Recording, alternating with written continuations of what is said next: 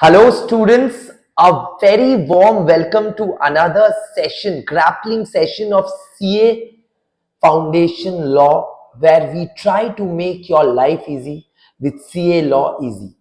And here's CA Shomodipta Das once again. हम लोग आज का सेशन में सिर्फ और सिर्फ कंपनीज एक्ट का पास्ट पेपर्स डिस्कस करेंगे। और मैं बता दूं, कंपनीज एक्ट का पास्ट पेपर जो है बहुत ही इंपॉर्टेंट है। Companies act as a part of your syllabus. Why? Because 1/5 यानी कि 1/5 of 100 मार्क्स यानी कि 20 मार्क्स मिनिमम इस एक्ट से इस बार आने वाला है। जैन 2025 में कंपनीज एक्ट मिनिमम 20 मार्क्स वहां से आएगा। So as an act this becomes one of the most important acts in your CA foundation law in this term. जो 20 दिन में आप लोग का एग्जाम है, 20-22 दिन में, उस एग्जाम के लिए सबसे इंपॉर्टेंट ये। अच्छा सर, कंपनीज एक्ट में लास्ट पेपर यानी कि सितंबर 2024 वहां पे कितना मार्क्स का आया था? सितंबर 2024 में कंपनीज एक्ट का मार्क्स डिस्ट्रीब्यूशन आपकी आंखों के सामने है। 2 क्वेश्चन कंपलसरी था, क्वेश्चन 1B1 एंड 1B2, 4 और 3 मिला के टोटल 7 मार्क्स आया था इस क्वेश्चन।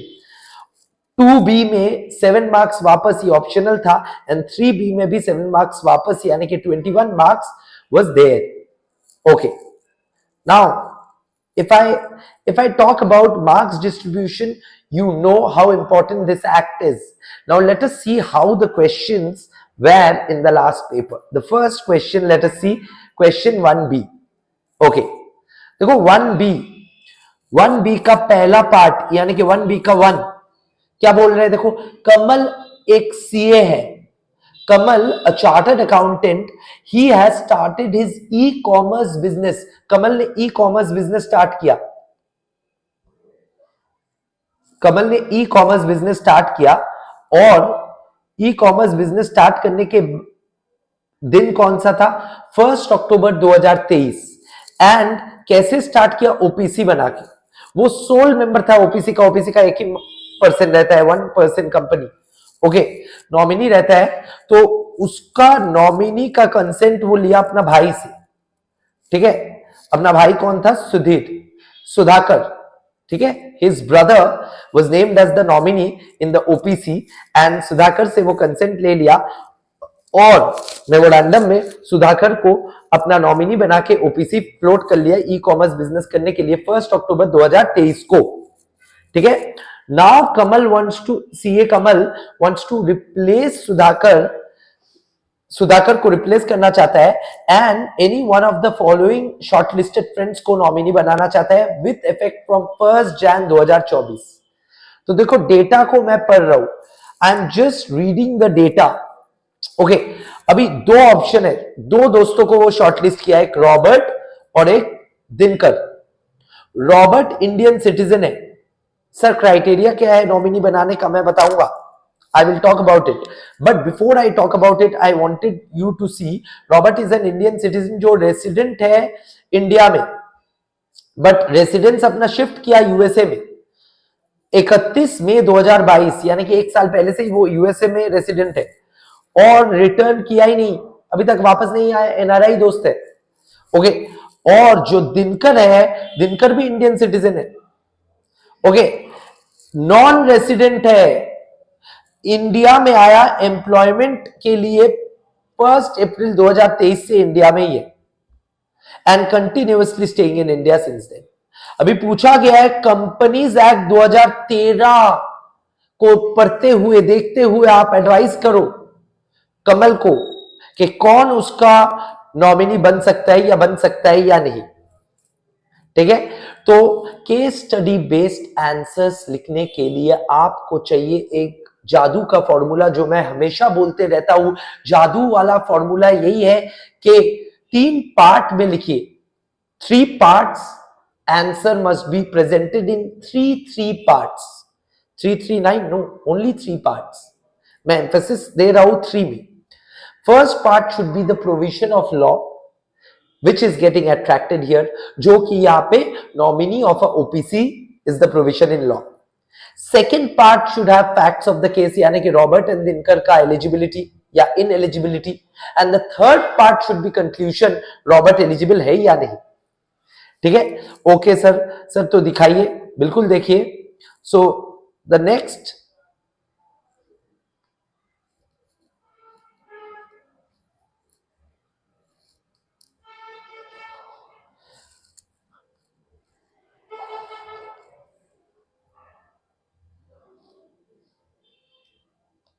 ओपीसी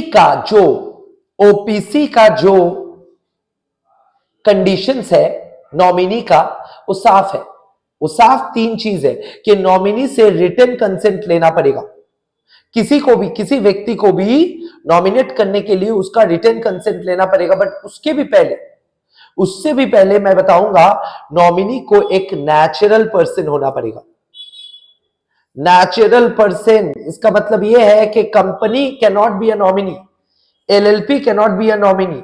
इनफैक्ट ओपीसी का मेंबर एंड नॉमिनी दोनों को यह कंडीशंस फुलफिल करना पड़ेगा. यानी कि ओपीसी का जो मेंबर है, जो 1% मेंबर है, जो लौता मेंबर है, उसको भी नेचुरल पर्सन होना पड़ेगा, उसको भी इंडियन सिटीजन होना पड़ेगा,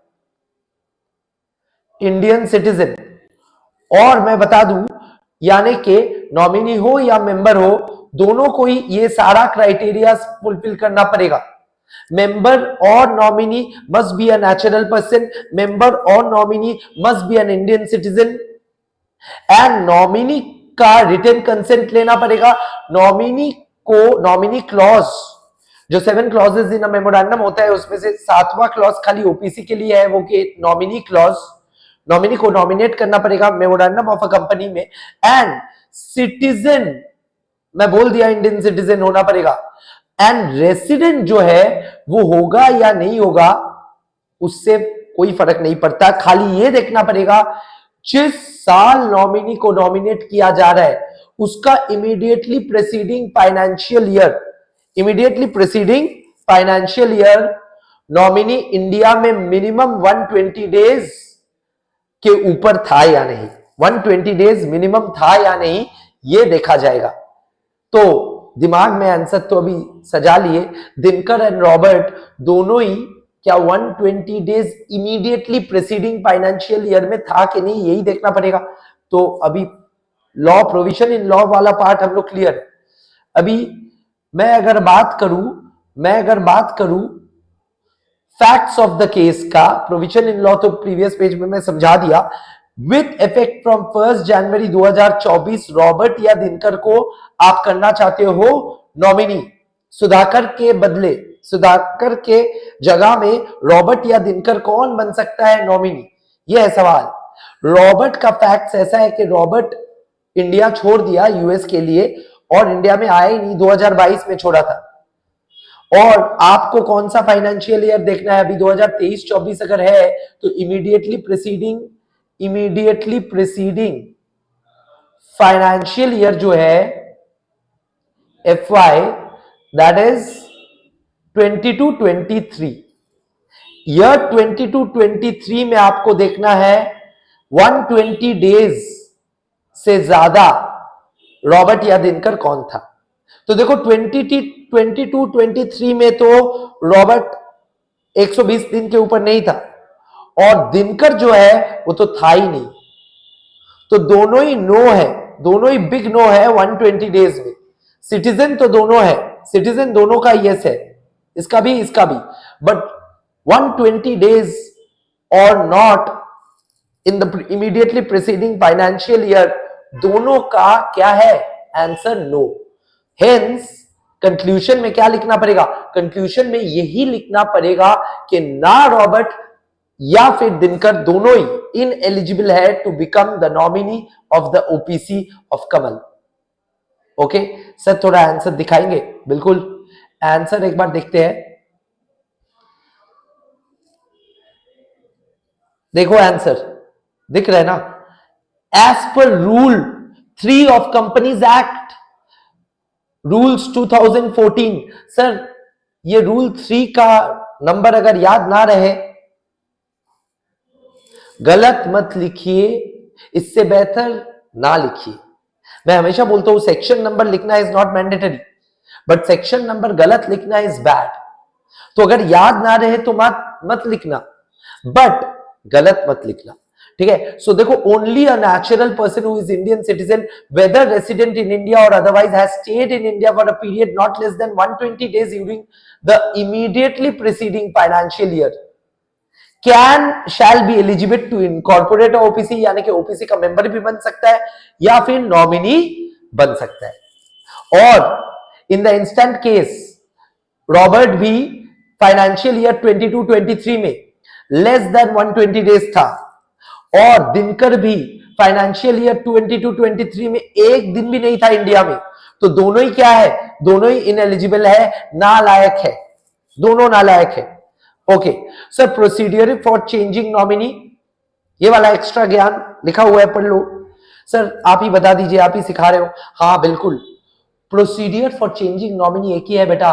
नॉमिनी को जो चेंज किए हो उसका नाम उसका कंसेंट के साथ आरओसी में जाके फाइल कर देगा कंपनी, और कंपनी को मेंबर बताएगा। यानी कि कमल ही तो सोल प्रोप्राइटर है, वही कंपनी बन के जाएगा, आरओसी को पता देगा कि मेरा नॉमिनी XYZ जो भी होने वाला है, और उसका कंसेंट फॉर्म ये है। Memorandum of association of a company को चेंज करने के लिए जो जो कांड करना पड़ता है, यहां पे ना करने से भी चलेगा। यानी कि द मेंबर ऑफ ओपीसी में at any time change the name of the nominee by giving notice to company, and company shall intimate the registrar, and by such change in the name shall not be deemed to be an alteration of memorandum.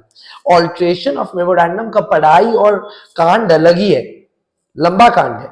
Okay sir, next question from companies act, उसके नीचे ही था, और वो था dormant company लेके। Sir कहां पे लिखा है, पढ़ो। क्वेश्चन 1B का 2, क्वेश्चन 1B का 2, ये वाला सवाल। सर ये बोल क्या रहा है, बोल रहा है कि XYZ लिमिटेड, जो देख पा रहे हो पब्लिक लिमिटेड कंपनी जिसका नाम खत्म होता है, एंड होता है with the words limited, and private limited company का नाम एंड होता है with the words private limited. So XYZ limited was incorporated to hold the patent for a new company. एक नया कंपनी का पेटेंट होल्ड करने के लिए XYZ लिमिटेड को फॉर्म किया गया है। The company is expecting to start its commercial production within the next 2 years, यानी कि फ्यूचर में स्टार्ट करेगा ऑपरेशन, फ्यूचर में ऑपरेशन स्टार्ट करेगा, अभी नहीं, ठीक है, नेक्स्ट 2 साल बाद होगी। In the meanwhile, for timely installation, the company has placed a PO for plant and machinery with down payment of 1 CR. 1 CR क्या एक सिग्निफिकेंट अकाउंटिंग ट्रांजैक्शन है? हाँ है। मैं ये टर्म क्यों यूज किया अभी समझ में आएगा जब आंसर लिखेंगे। Referring to the provisions of companies act 2013, examine whether the company can go for acquiring the status of dormant company. Sir dormant company वाला स्टेटस के एक्वायर करना पड़ता है? हाँ, you have to apply to the registrar of companies to acquire the state of dormant company. Dormant company का status ऐसे ही नहीं मिलता है, इसके लिए अप्लाई करना पड़ता है। डोरमेंट कंपनी को कुछ खास एग्जेम्पशंस है, वो मिलने के लिए आरओसी आपको अगर वो स्टेटस ग्रांट करे तभी आपको मिल पाएगा, और तभी आप बोल पाएंगे आप डोरमेंट कंपनी हो। ओके सर दिखाइए इसका आंसर कैसे लिखे। Once again you have to first write the provision in law. Provision in law लिखना तो मैंडेटरी है, और उसके बाद हम लोग देखेंगे। तो देखो, डोरमेंट कंपनी एक ऐसा कंपनी है जो यूजुअली बनाया जाता है to hold PR, to hold PR, to do, to do, sir ये क्या बोल रहे हो, टू होल्ड IPR या intellectual property like patent, copyright etcetera, like patent, copyright etcetera.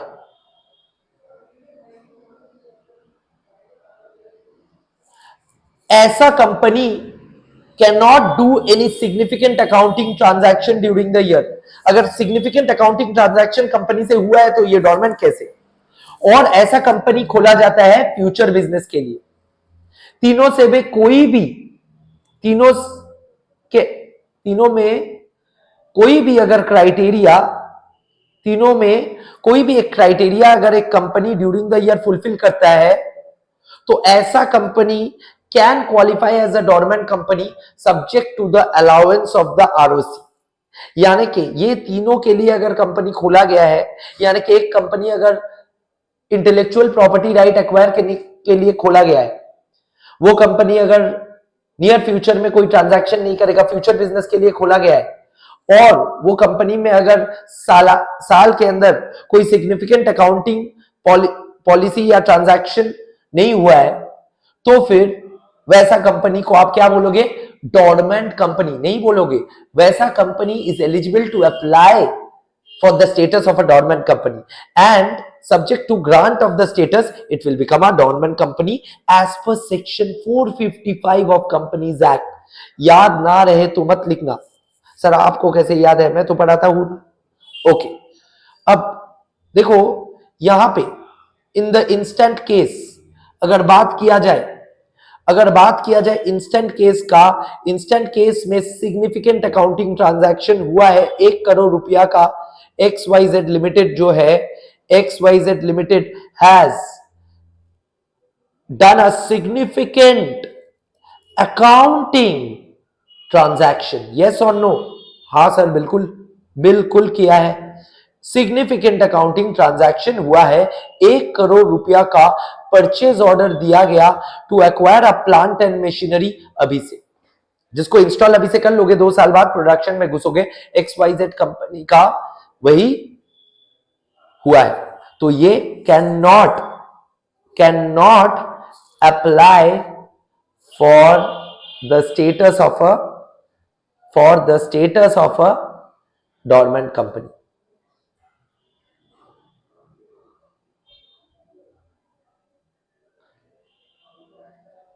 Okay, तो एक बार आंसर देखते हैं। आंसर देखो वही लिखा है सर, कहां आंसर में जाना पड़ेगा बेटा। तो देखो बी का two, according to section 455 of companies act, where the company is formed and registered under act for a future project और टू होल्ड एन एसेट और intellectual property,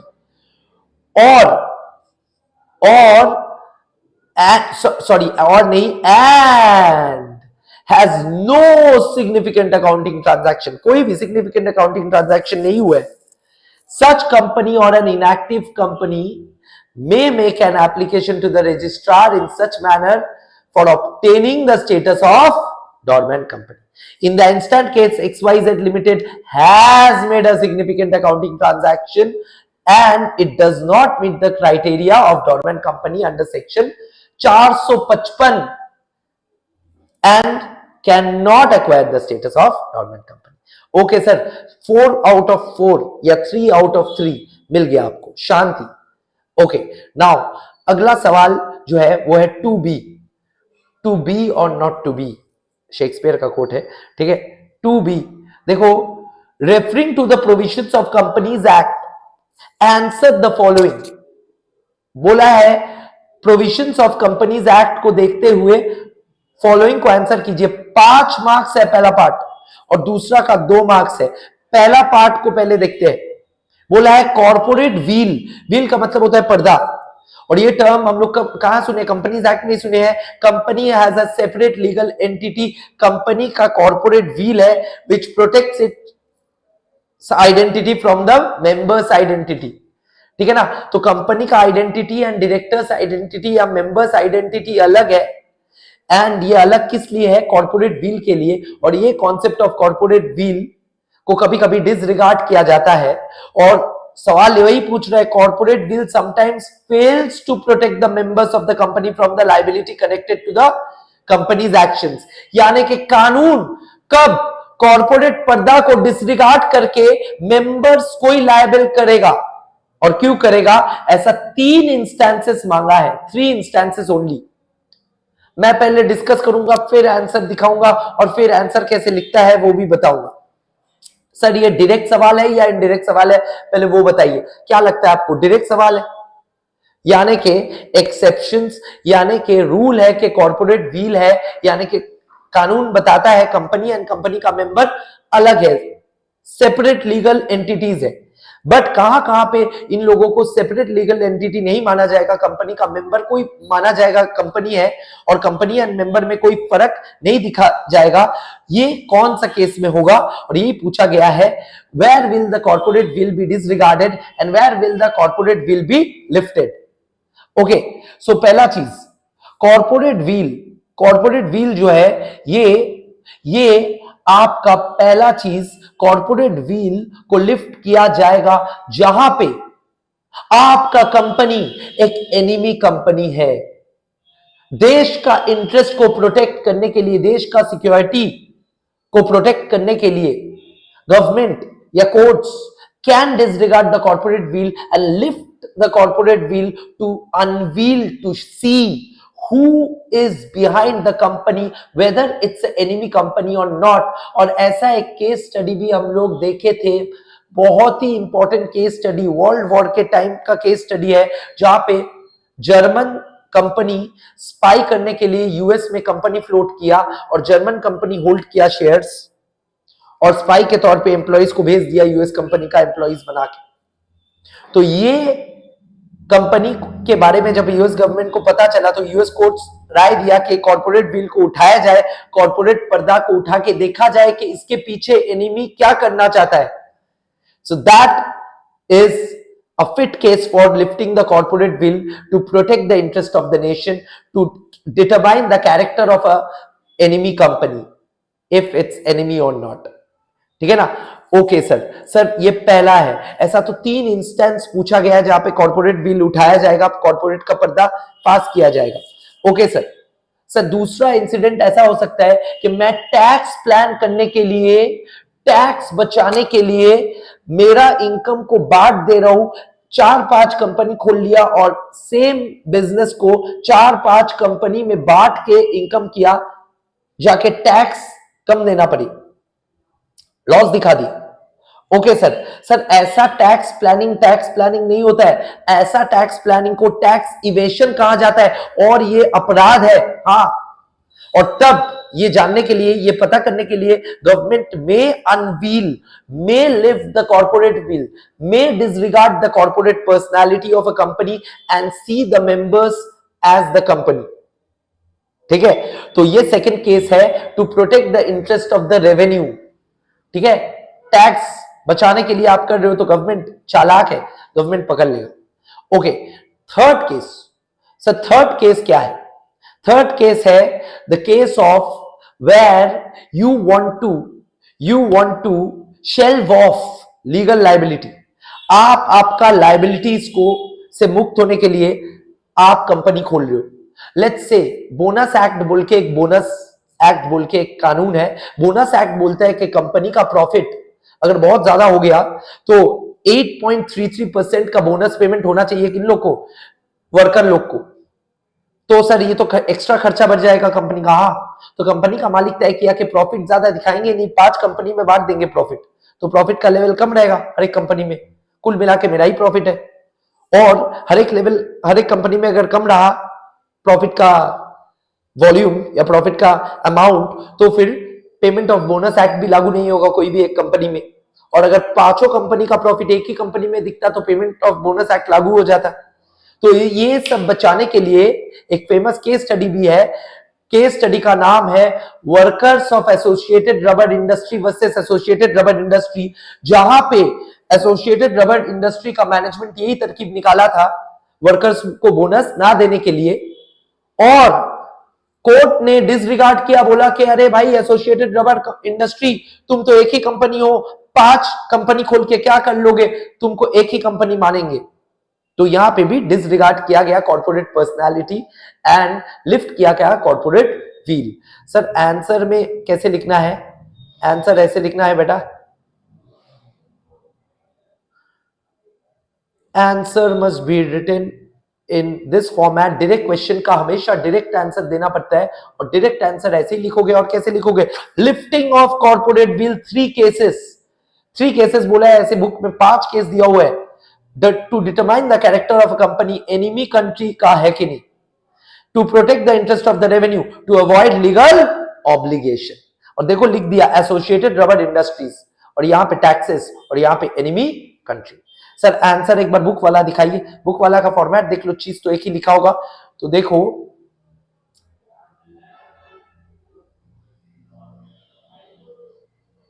to avoid legal obligation, to protect revenue taxes and to determine the character of the company, और पहले जो general ज्ञान है okay और उसके साथ साथ और भी है formation of subsidiaries, company formed for fraud और इम्प्रॉपर। सर मेरे को 3 मार्क्स का क्वेश्चन के लिए क्या 3 ही लिखना है? यहाँ पे तो क्वेश्चन बोल ही दिया 3 ही लिखना है, तो 5 लिख के करेंगे क्या? ठीक है ना, एक्स्ट्रा मार्क्स नहीं मिलने वाला है, टाइम गवाओगे। और एक स्ट्रेटेजी, सर सजेस्टेड आंसर में 5 क्यों लिख दिया? क्योंकि एग्जामिनर जो है इसके ये देख के आपको मार्क्स देगा, तो आप 5 में से कोई भी 3 पॉइंट लिखेंगे वो आपको मार्क्स दे देगा। ठीक है ओके। अब देखो दूसरा सवाल जो था, दूसरा सवाल पार्ट 2 का पार्ट 2, सर ये हाँ 2 मार्क्स का, what is the effect of memorandum of and articles when registered? क्या मतलब है? बहुत आसान चीज है बेटा, डायरेक्ट क्वेश्चन पूछा है। मेमोरेंडम एंड आर्टिकल्स रजिस्टर होने से क्या होता है? Company and the members will be legally bound, company and members legally bound हो जाएगा। It will be legally binding on the company and the members equally from the date on which or with effect from which memorandum and articles registered हो जाएगा। तो ठीक है okay. Sir इसका 1 word का answer कैसा है? वैसा ही है जैसा था। देखो इफेक्ट एज पर सेक्शन 10, याद नहीं रहने से मत लिखना, as per section 10 of Companies Act, where the memorandum and articles when registered shall bind the company and the members thereof to the same extent as if they respectively had signed by the company and by each member। ठीक है okay. Sir next सवाल question 3B, come to question 3B and C companies act का क्या चीज बोला गया है। Okay 3B का कहां पे? ये देखो 3B का पार्ट 1 केस स्टडी बेस्ड सवाल है, ध्यान से पढ़ना। जेवी limited, private limited, public limited, public limited sir, जेवी limited borrowed a secured loan of 5 crore for Star Bank Limited to meet its working capital requirement. However, borrowing powers of the company under its memorandum of association were restricted to 1 crore. 1 crore का borrowing power था memorandum and association के तहत। 1 करोड़ का borrowing power था company का, but company ने बोरो कर लिया 5 करोड़। अभी पूछा गया है कि bank release the loan in 2 installments, 1 crore and 4 crore. Bank ने 2 इंस्टॉलमेंट में लोन दिया। On the due date for repayment of loan, company refuse to accept the liability of 5 crore on the ground that the borrowing was ultra vires. Ultra vires का मतलब होता है beyond the power, beyond the power of the company. The company's books of account show that the company has utilized the loan amount of 3 crores for repayment of its lawful debt. Company ने loan उठा के loan पे repay कर दिया। 3 करोड़ का utilisation, 5 crore का loan लिया तो 3 करोड़ का यूटिलाइजेशन कुछ ऐसा हुआ, कंपनी ने लोन लेके लोन रीपे कर दिया, और बाकी 2 करोड़ का ट्रेस ही नहीं हो पाया कैसे यूटिलाइज हुआ है। ठीक है, referring to the doctrine of ultra vires, ये क्या बोलते हैं मैं बताऊंगा। Under companies act examine the validity of the decision of the company denying the repayment of the loan and इसका रेमेडी क्या होगा, and explore the remedy if any available to the bank. सीधा सवाल है, सवाल को पहले वापस समझते हैं। जेबी लिमिटेड बोल के एक कंपनी है जो कि स्टार बैंक लिमिटेड बोल के एक बैंक से लोन उठाया 5 करोड़ रुपया का, जहां पे जेवी लिमिटेड का मेमोरेंडम में उसका पावर्स है 1 करोड़ का बोरोइंग पावर्स है, 1 करोड़ का ऊपर का लोन उठा लिया, और उठाने के बाद ड्यू डेट जब आया रीपे करने का, और ऐसे नहीं उठाया 1 करोड़ और 4 करोड़ 2 अलग ट्रांचेस पे लिया लोन। अभी जिस दिन वापस देने का नौबत आया जब, तब जेवी लिमिटेड साफ साफ कह दिया हमसे ना हो पाई, और बोल दिया कि ये हम लोग का पावर में था ही नहीं, ultra vires of the company था। Beyond the powers of the company 1 crore का लिमिट था, ठीक है। और कंपनी का बुक्स ऑफ अकाउंट्स जब इंस्पेक्ट हुआ तब देखा गया कि 3 करोड़ 5 करोड़ का यूटिलाइजेशन ऑफ फंड्स ऐसा था, 3 करोड़ कंपनी ने किसी और लोन को चुका दिया और 2 करोड़ कैसे यूज किया वो मालूम ही नहीं चला, पता ही नहीं चला, ठीक है। अभी पूछा गया आपको, आप सीए हो, कि referring to the provision of doctrine of ultra vires, यहां पे क्या होने वाला है, क्या कंपनी का decision to repay the loan is valid और टेनेबल, एंड सेकंड क्वेश्चन, अगर रेमेडी है बैंक को कैसे रेमेडी मिलेगा और क्या मिलेगा। तो केस स्टडी बेस्ड सवाल है, सिंपल, और आंसर भी वैसा ही है, यानी कि केस स्टडी बेस्ड क्वेश्चन में पहला चीज है डॉक्ट्रिन ऑफ अल्ट्रा वायर्स को समझाना पड़ेगा, which is the provision in law, फिर फैक्ट्स ऑफ द केस को बोलना पड़ेगा, फिर आपका सुंदर से कंक्लूजन लिखना पड़ेगा, ठीक है। ओके, नाउ ध्यान देना, एक बार ध्यान देना कि यहां पे डॉक्ट्रिन ऑफ अल्ट्रा वायर्स का क्या फंडा है। मैं बता दूं, डॉक्ट्रिन का मतलब है एक थ्योरी, एक हाइपोथेसिस, जो लॉ में हम लोग बनाए by reading manifold case studies, interpreting law, judgments, act, intentions etcetera. और यही सब पढ़ने के बाद डॉक्ट्रिन ऑफ अल्ट्रा वायर्स बोल के एक डॉक्ट्रिन पैदा हुआ है। The meaning of the word term ultra vires, ultra का मतलब बियॉन्ड होता है और वायर्स का मतलब पावर होता है, तो बियॉन्ड द पावर, ठीक है ना, beyond the power, okay. And मैं बता दूं is simply beyond their powers, it is a fundamental rule that a company cannot go beyond its power, that act done or contract made by a company which travels beyond the powers not only of the directors but also of the company is wholly void। Doctrine of ultra wires बोल रहे हैं, company अगर company का power के ऊपर जाता है या जाने का कोशिश करता है तो कोई भी एक्ट जो पावर का बियॉन्ड जाके किया गया है वो वॉइड है, नल एंड वॉइड है, इन ऑपरेटिव इन लॉ है, उसका कोई वैलिडिटी नहीं है कानून में, and that is not binding on the company. Such an act is not binding on the company. The impact of the doctrine of ultra vires is that company can neither be sued on ultra vires transaction nor it can sue on it। कोई भी void चीज में आपको कोई sue नहीं कर पाएगा, आप भी किसी को sue नहीं कर पाएंगे, यानी कंपनी बैंक को नहीं sue कर पाएगा, बैंक भी कंपनी को sue नहीं कर पाएगा। Since मेमोरेंडम तो पब्लिक डॉक्यूमेंट है जी, मेमोरेंडम में अगर आपका पावर दिया गया, बोरोइंग पावर लिखा गया है, सेट किया गया है 1 करोड़, तो 1 करोड़ के ऊपर अगर आप बोरो कर रहे हो तो ये तो पब्लिक को पता रहना चाहिए, क्योंकि मेमोरेंडम पब्लिक डॉक्यूमेंट है। बैंक का डायरेक्टर्स ने क्यों नहीं देखा, ठीक है। It is open to public inspection, therefore one deals with a company, one is deemed to know the powers of the company. In spite of this you enter into a transaction which is ultra vires, you cannot enforce it against the company। साफ बात है। अभी instant case में क्या हुआ, borrowing more than 1 crore was clearly beyond JV Limited's powers, making the loan transaction ultra vires to the extent 4 crore का loan transaction ultra vires. अब देखो, decision of the company denying the repayment of the loan beyond ultra wires shall be valid। अब देखो, अब application of funds का भी यहां पे एक फैक्ट है।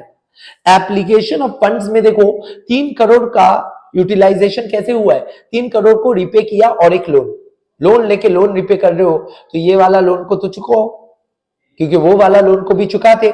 सो if the funds have been applied for legitimate business purpose, the lender steps into the shoes of debtor, paid off, and consequently he would be entitled to recover the loan to that extent from the company।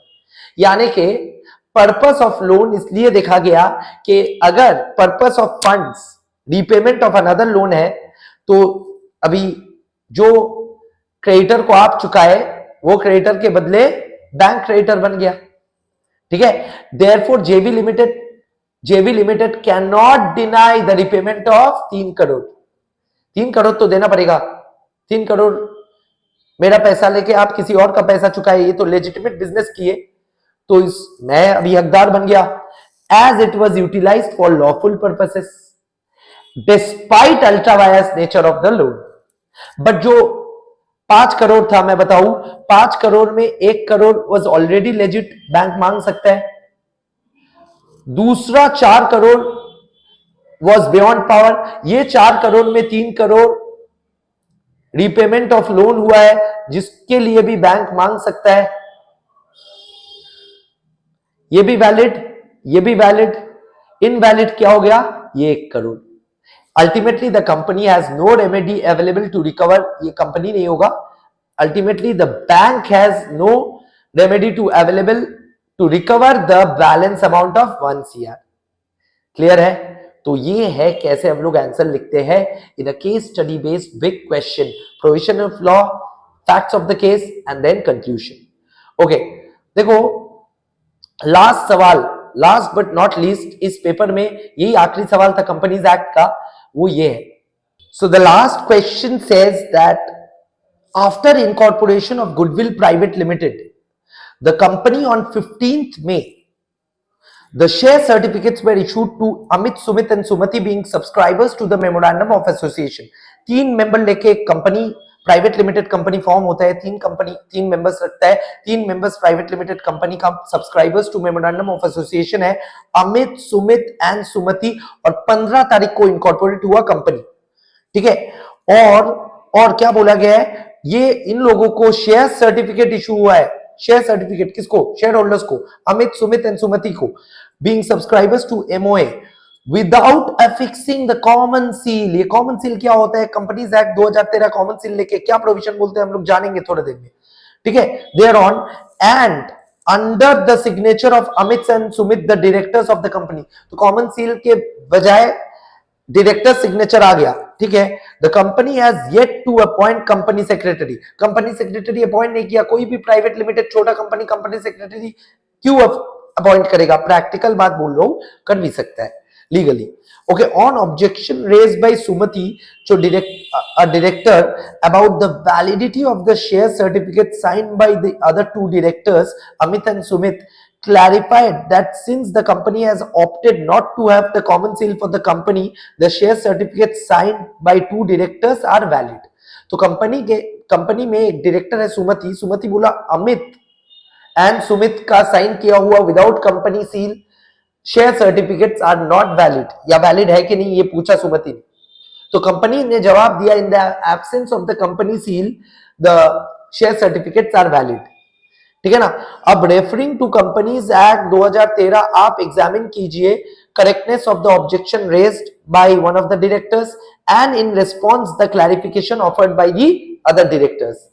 Would your answer be different if the company had a company secretary? 3 marks का question है, आराम से provision in law, facts of the case and then what, then conclusion.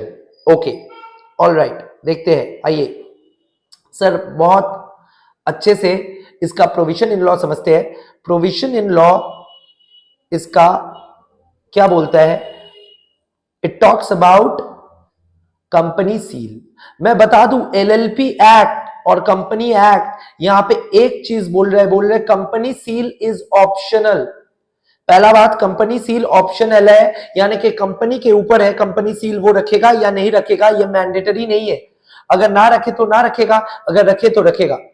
Company seal अगर है तो company seal लगाना पड़ता, but company seal अगर नहीं है तो 2 डायरेक्टर्स का साइन होने से, 2 directors sign when company seal not there, then 2 directors का sign can authenticate document, can authenticate a document। okay, और सर अगर कंपनी सेक्रेटरी रहता है, और अगर कंपनी सेक्रेटरी रहता है तो कंपनी सेक्रेटरी एंड 1 डायरेक्टर का sign are good enough. Sir यही है लॉ? हाँ, यही है law. Law provision in law क्या बोलता है? प्रोविजन इन लॉ बोलता है कि कॉमन सील होना मैंडेटरी नहीं है, एलएलपी हो या कंपनी हो, कंपनी का पर्सनल चॉइस है वो कॉमन सील रखे या ना रखे। कॉमन सील अगर नहीं है तो दोनों डायरेक्टर का साइन होने से ऑथेंटिकेट हो जाएगा डॉक्यूमेंट, और सीएस अगर रहे तो सीएस और एक डायरेक्टर का साइन होने से ही हो जाएगा। तो sir facts of the case, facts of the case तो बहुत साफ है। यहां पे जो अमित एंड सुमित है, अमित एंड सुमित है, Amit and Sumit two directors ने साइन किया है शेयर सर्टिफिकेट, साइन किया है शेयर सर्टिफिकेट, और शेयर सर्टिफिकेट फिर वैलिड है in the absence of any company seal. And answer क्या बदल जाता है अगर सीएस रहता? हाँ, सीएस रहने से ये वैलिड नहीं होता, तब सीएस को साइन करना पड़ता with any one of the directors, CS plus any one director का साइन होने से तब वैलिड होता। सर बुक में कैसे लिखा है? सेम चीज लिखा है बेटा, सेम चीज देखते हैं तो नहीं सर, या तो देखो सेम चीज का आंसर कैसे दिया गया है कि the documents which need to be authenticated by a common seal will be required to be done so only if the company opts to have a common seal। Company का option है, मैं जो बोला, ठीक है। in case company does not have a common seal, the authorization shall be made by two directors or by a director and a CS wherever the company has a CS। ठीक है, जहां पे नहीं है तो ठीक है। In the instant case the objection of Shrimati is not valid as the share certificate was signed by two directors as the company secretary was not appointed. छोटा कंपनी है। If the company secretary then share certificate has to be signed by director and CS, hence the answer will be different. 3 out of 3 score all the marks easy with CA Law Easy। Subscribe, follow, share for more videos on Jan 2025 suggestions।